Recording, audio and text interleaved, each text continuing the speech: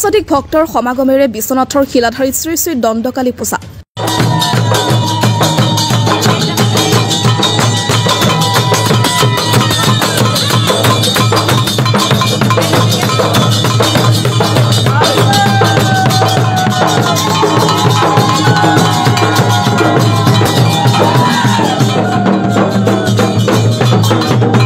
বসন্তৰ আগমনৰ লগে লগে মানুহৰ মাজলৈ আহে ব্যাপক উৎসাহ উদ্দীপনা মন হৈ পৰে ৰঙীন চাৰিওফালে কেৱল উৎসৱমুখৰ পৰিৱেশ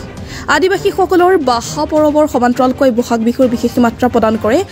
ওড়িয়াভাষীসকলে চতৰ সংক্ৰান্তিত উদযাপন কৰে শ্ৰী শ্ৰী দণ্ডকালী পূজা বিশ্বনাথৰ শিলাধাৰী কালী মন্দিৰৰ প্ৰাংগণত উলহ মালহেৰে উদযাপন কৰা হয় শ্ৰী শ্ৰী দণ্ডকালী পূজা অগণন ভক্তৰ সমাৱেশ হোৱা পূজা ভাগৰ পৰম্পৰাগত মাংগলিক নীতিবিধিৰে মাজেৰে পূজা পৰ্ব কৰা হয় দণ্ডভক্তসকলে 13 দিন বিশেষভাৱে উপবাসে থাকি ৰাইজৰ মংগল কামনাৰে বিভিন্ন প্ৰান্তত পূজা উপবাসনা কৰা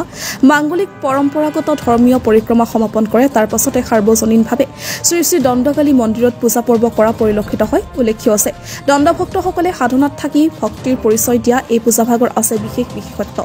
অগ্নিৰ শিখা কুণ্ডত প্ৰৱেশ কৰি তেওঁলোকৰ সাধনাকৃত পবিত্ৰ মনৰ পৰিচয় দিয়ে দণ্ডভক্তসকলে আনহাতে দেওধনী নৃত্য পূজা ভাগৰ এক অনন্য ভক্তিৰ পৰিচয় ৰাইজৰ দুখ দুৰ্দশা আঁতৰাই বছৰটোৰ শান্তিৰ মাৰ্গদৰ্শন দিয়া এই দেওধনী নৃত্য পৰ্ব বেছ চৰ্চিত দেওধনী নৃত্য পৰ্বত ভগৱানৰ বিধান হিচাপে মানি লোৱা বহু লোকে উপকৃত হোৱা বুলি মান্য কৰা হয় ইফালে বিহালী সমষ্টি বিধায়ক দিগন্ত খাটুৱালে পূজা ভাগত উপস্থিত হয় শ্ৰী শ্ৰী দণ্ডকালী মন্দিৰত পূজা সেৱা কৰাৰ লগতে ইষ্ট দেৱতাৰ আশীষ লয় পূজা ভাগৰ উপলক্ষত আয়োজিত অভ্যৰ্থনা অনুষ্ঠানত বিধায়কগৰাকীৰ লগতে বিশিষ্ট সমাজকৰ্মী সুজিত ভূমিজ সুচিত্ৰ পাইক তৰুণ নাগ শিক্ষক সমাজসেৱক কৃষ্ণ পাটৰ লাচিত পাটৰকে ধৰি বিশিষ্ট ব্যক্তিসকলৰ সম্বৰ্ধনা জনোৱা হয় অভ্যৰ্থনা অনুষ্ঠানটি আঁতৰে উদযাপন সমিতিৰ বিষয়ববীয়া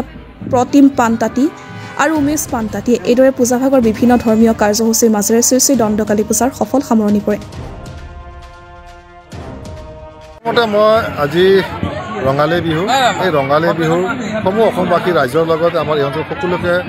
আন্তৰিক শুভেচ্ছা জ্ঞাপন কৰিছোঁ এই ৰঙালী মনেৰে সকলো মনবিলাক যাতে ৰঙীল হৈ পৰক ভগৱানৰ ওচৰত প্ৰাৰ্থনা জনাইছোঁ আমাৰ জীৱনটো যাতে সুখময় হওক আৰু সকলোৱে আমি সকলো জাতি জনগোষ্ঠী একত্ৰিত হৈ পেলাই আমি সমাজখনক এনেকৈ আগবঢ়াই নোৱাৰ ক্ষেত্ৰত আমি সহযোগিতা আগবঢ়াম যি কি নহওক আজি এই গুৰু বহী দিনাখনেই আমাৰ বিশেষকৈ আমাৰ উড়িয়া জনগোষ্ঠীৰ লোকসকলে দণ্ড পূজা পাতে এইটো আমাৰ এটা ধাৰ্মিক এটা অনুষ্ঠান আৰু আজি এই অঞ্চলত আজি প্ৰায় 60 বছৰৰ ওপৰ হৈছেগৈ এই দণ্ড পূজা তেওঁলোকে পাতি আহিছে দণ্ড পূজা হৈছে আমাৰ কালিক আৰাধনা কৰা যায় তেওঁলোকে এমাহজোৰা দিন আজি এই কালিৰ যিখিনি বিভিন্ন ধৰণৰ ৰূপ কালিৰ যি মহৎ এইখিনি তেওঁলোকে নৃত্য প্ৰদৰ্শনৰ যোগেদিয়ে বা তেওঁলোকৰ যোগেদি তেওঁলোকে বিভিন্ন গাঁৱত গৈ পেলাই তেওঁলোকে প্ৰদৰ্শন কৰে আৰু আজি এই মন্দিৰৰ ভাগত আহি পেলাই তেখেতসকলে আজি সামৰণি অনুষ্ঠান কৰে আৰু ইয়াত ইতিমধ্যে আমাৰ পূজা অৰ্চনা সম্পূৰ্ণ শেষ হৈছে আপোনাক দেখা পাইছে ইয়াত আমাৰ তেওঁলোকে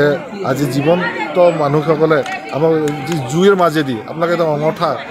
মাজেদি পাৰ হৈছে তো ইয়াৰ পৰা এটা আমি মানে প্ৰমাণ যে আজিও যে ভগৱান আছে আৰু এটা প্ৰমাণ নহ'লে ইমান ল'ৰা ছোৱালীৰ পৰা ল'ৰা ডাঙৰে এটা শক্তি এটা আছে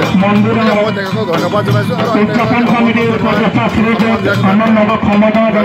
আজি নিজে ইয়াত আহি পেলাই গৌৰৱান্বিত হৈছোঁ এনেকৈ পূজাত বিশ্বনাথৰ পৰা ৰমেশ চন্দ্ৰ সোৰেনৰ report the North East times